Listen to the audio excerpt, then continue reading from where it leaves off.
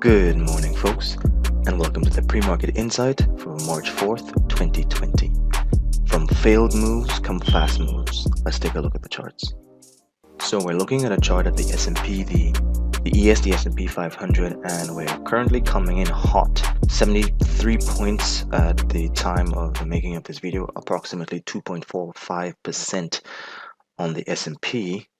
This after having had a bit of a nasty close yesterday on the back of the Federal Reserve announcing that it would cut interest rates by 50 basis points. The first reaction off of that news breaking over the wires was a push into 31.25, and we spoke about yesterday the importance of two levels. To the downside we spoke about 29.70 to 74, and to the upside we spoke about this 31.10 to 31.15, and then this 31.23 or so level. So we pushed up into 31.25 and we immediately rejected, could not close above it on a 30-minute basis, tried once again to get above the 31.10 level and failed, rolled over, and just continued selling off for the rest of the day. This is why it's important to know these levels of interest that can prospectively turn into evidence of support and or resistance. So this morning, keeping it simple, smarty, what are we looking for? Given the bullish gap up that we now have, definitively, I do not think that we will not see a retest of at the very least this 30.98, which was around the closing highs of yesterday's session, although we did have an absolute high at around 31.37. The closing high was just about 31.02.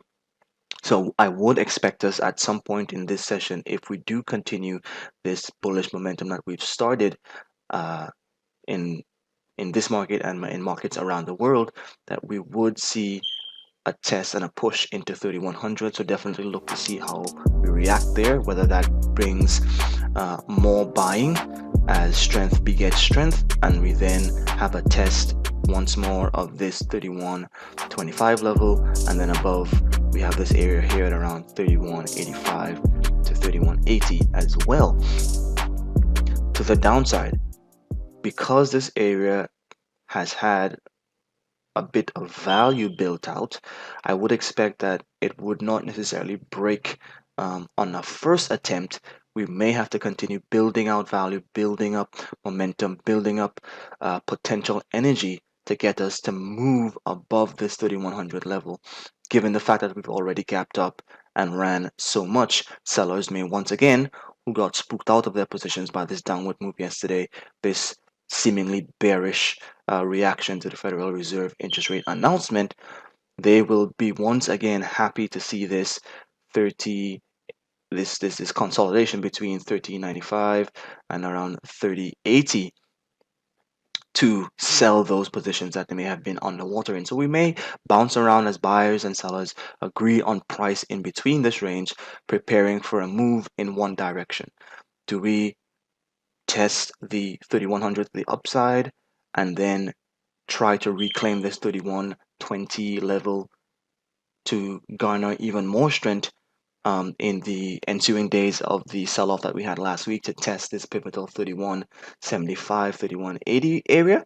Or do we then reject prices as sellers overwhelm buyers in their aggressiveness and push us back to retest the lows at around 29.75?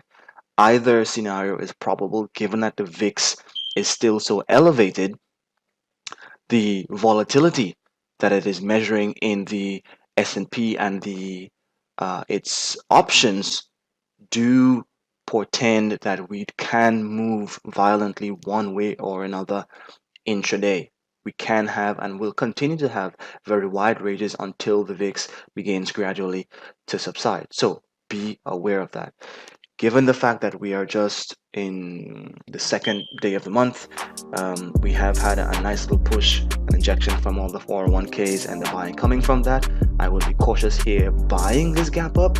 I would probably wait for the dust to settle, see what relative strength and weakness I can identify, and then make a move based on asymmetric risk